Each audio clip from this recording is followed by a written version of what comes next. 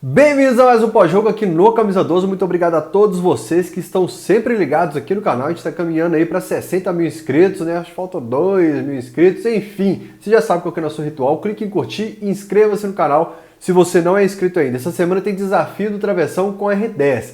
Gente, fique ligado, tá muito legal a participação do Igor Tepe. Eu acho que vai nessa segunda-feira pro ar o desafio do Travessão. E como é meu aniversário, daqui a algumas horinhas, 2 horinhas, de presente já vai me dar aí uma curtida aqui no vídeo, beleza?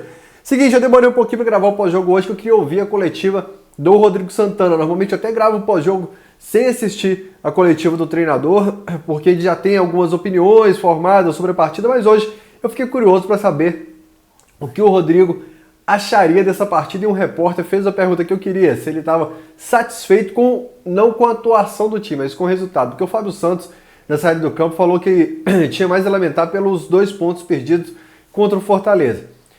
Eu acho que um time que está planejando ficar em 6º lugar no Brasileiro por aí, ele pode se contentar assim com o empate contra o Goiás. O empate com o Goiás fora de casa é um bom resultado para quem quer ficar ali na 6ª posição, quem pensa em uma pré-Libertadores, que chega até a ser até segura no Brasileiro.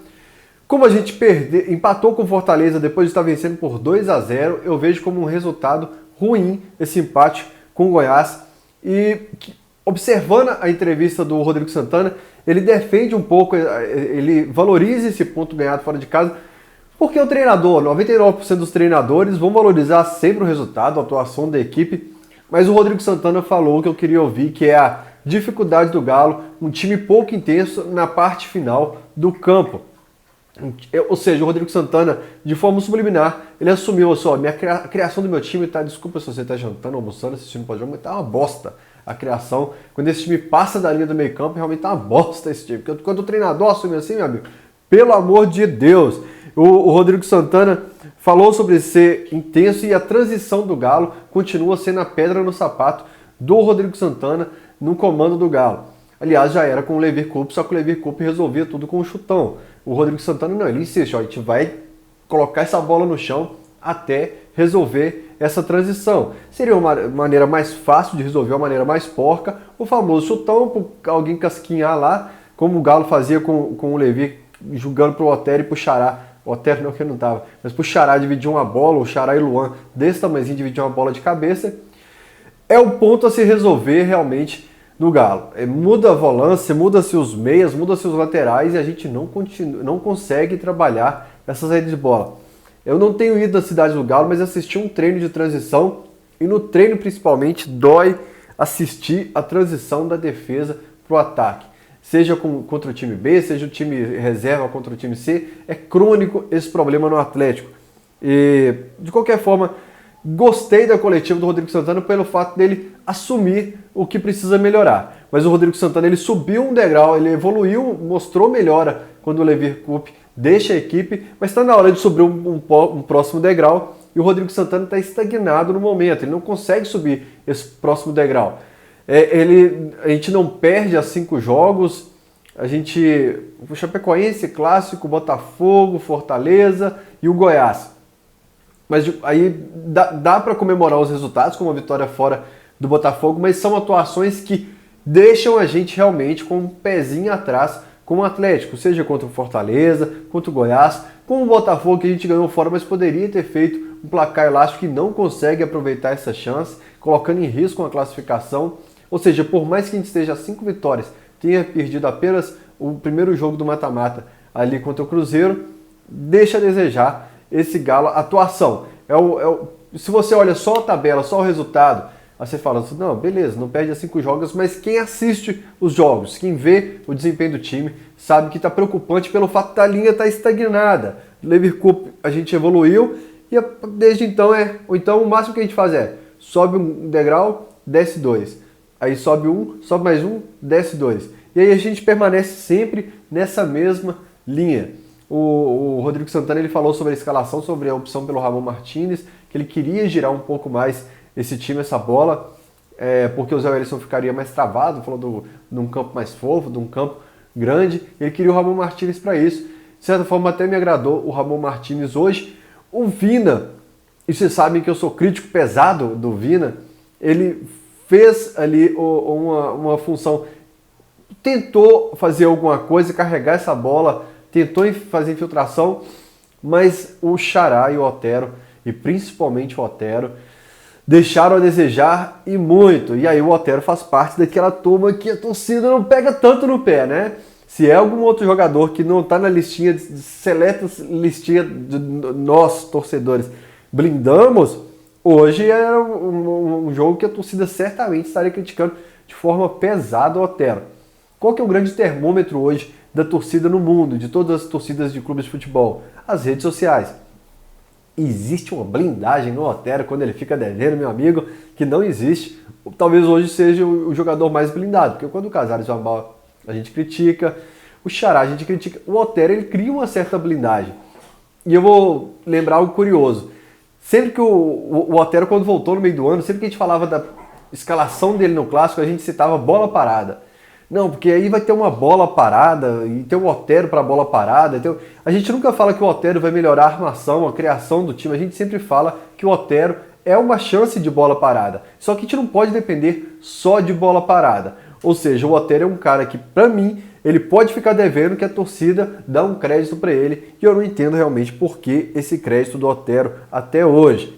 Eu fazendo uma pesquisa de assistências do Atlético, Independência do Mineirão, eu acho que o Otero fica devendo e o pessoal pega no pé do Casares de forma intensa e alivia para o Otero. Se você não concorda, você pode comentar aí, porque eu falo sempre, vocês entendem muito mais de futebol do que eu.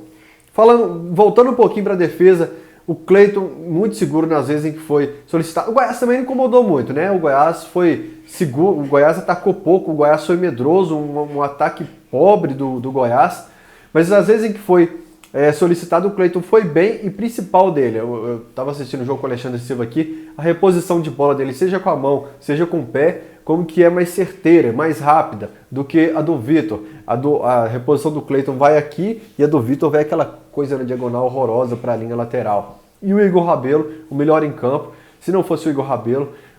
esqueci de falar isso, o Rodrigo Santana ele destaca que está um time mais consistente, um time mais firme nos últimos jogos. Se está com essa pobreza na armação, na criação, é um time mais seguro.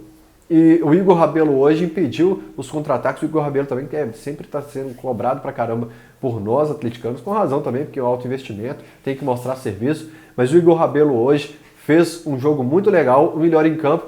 E aí você fala assim, então o sistema defensivo foi bem? Não, os laterais não contribuem nessa saída de bola do Atlético. Se o Atlético deve muito nessa saída de bola, os laterais também são culpados nisso. E talvez o Patrick seja o pior em campo hoje pelo time do Galo. Aí eu deixo a votação para vocês. Muita gente vai votar no Alejandro, vai votar no Luan, vai votar no Otero. Para mim fica entre o Otero e Patrick. Não, o Otero foi o pior. Mas o Patrick ficou devendo e muito. E aí um cara no Twitter me falou assim, você defende a escalação do Patrick porque ele atende. Eu não vou pegar o nome dele aqui agora, mas obrigado por estar acompanhando o pós-jogo sempre.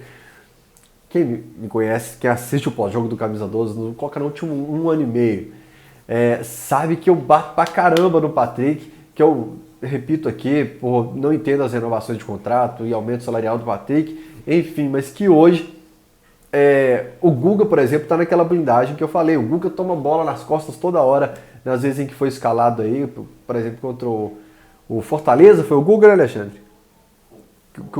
Que o Guga tomou muita bola. E contra o Chapecoense também.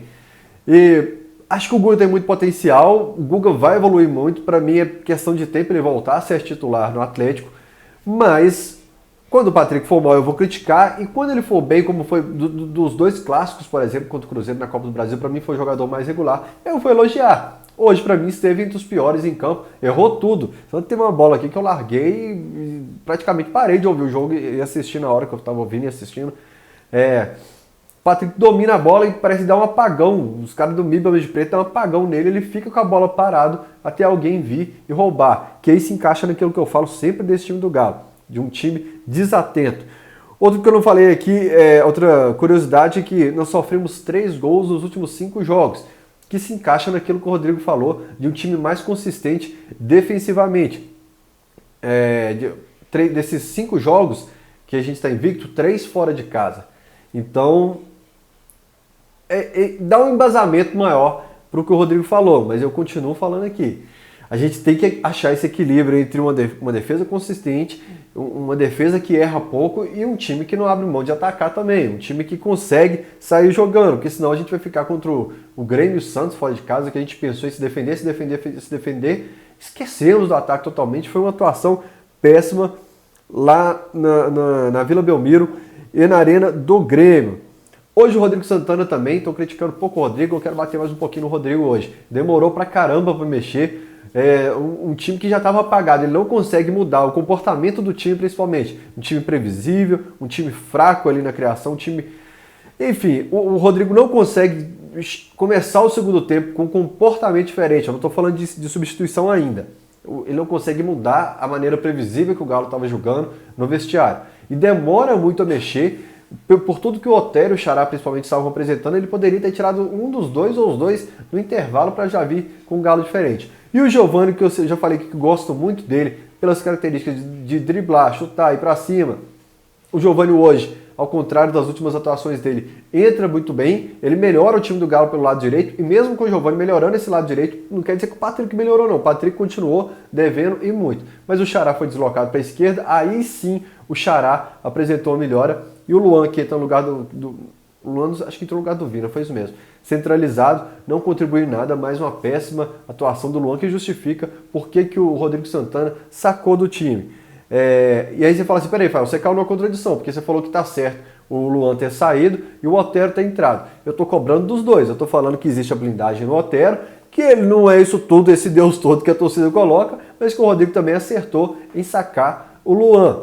E aí que ele testasse outros, testasse o Giovani, testasse o Otero, mas enfim, era necessário realmente esse chazinho de banco pro Luan e tem que levantar as mãos pro céu e agradecer por ter ganhado alguns minutos em campo, porque não tá merecendo. Alerta ligado para o jogo contra o Botafogo.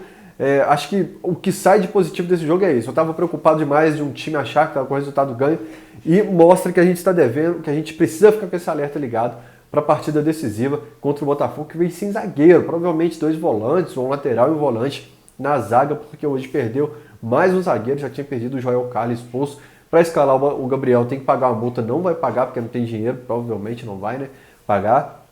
Então vê um Botafogo muito desfalcado, e é aí que reina todo o perigo na história do Atlético, quando um jogo só depende do Atlético, e um jogo que só depende do Atlético com esse time que é desligado, desfocado e se contenta com pouco, porque para mim se contentar com o empate com o Goiás fora de casa é se contentar com arroz com feijão, e quem acompanha o canal sabe, eu faço a campanha contra o arroz com feijão aqui no Atlético. É isso aí, clique em curtir, inscreva-se no canal, tamo junto e bora pra cima desse Botafogo.